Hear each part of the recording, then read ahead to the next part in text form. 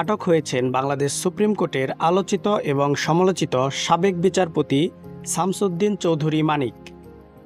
সিলেটের কানাইঘাট ধনা সীমান্ত এলাকা থেকে শুক্রবার রাত 9:30টার দিকে বিজিবির হাতে আটক হয় সাবেক এই বিচারপতি। স্থানীয় সূত্রে জানা যায়, শুক্রবার বিকেল 9:30টার দিকে স্থানীয় আওয়ামী লীগ নেতাদের সহযোগিতায় তিনি সিলেটের কানাইঘাটে এসে পৌঁছান। সেখানে এই রাত 9টা পর্যন্ত ছিলেন। আপনার বাড়ি মুন্সিগঞ্জ। নাম জিজ্ঞেস করেন। আমার নাম বিচারপতি শামসুদ্দিন চৌধুরী মানিক। বিচারপতি শামসুদ্দিন মানিক। মানিক কে? হাইকোর্টের যিনি কয়েকদিন আগে একটা উপস্থাপন করছো চ্যানেল আইছি। মানিক কে? চ্যানেল কে? হ্যাঁ। সেই মানিক নাম হলো বিচারপতি মানিক, বাড়ি মুন্সিগঞ্জ। আপনার পিতার নাম? পিতার নাম মরহুম আব্দুল হাকিম চৌধুরী। গুড। রাত 9:30টার দিকে বিজিবির কাছে খবর আসেন 5 জন লোক অবৈধভাবে সীমান্ত পাড়ি দেবার চেষ্টা করছে।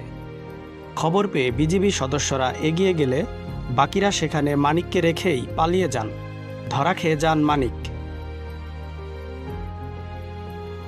ইতিপূর্বে শেখ হাসিনা সরকারের পতনের আগে কোটাবিরোধী আন্দোলন নিয়ে একটি টেলিভিশন চ্যানেলের টকশোতে আলোচক হিসেবে অংশ নিয়ে বিচারপতি শামসুদ্দিন চৌধুরী মানিক আলোচনার এক পর্যায়ে উত্তেজিত হয়ে সঞ্চালকের উপর ক্ষিপ্ত হয়ে ওঠেন। এরপরে অবশ্য তাকে ক্ষমা চাইতেও দেখা যায়। Shahin Alam, Gazipur blog and video YouTube channel.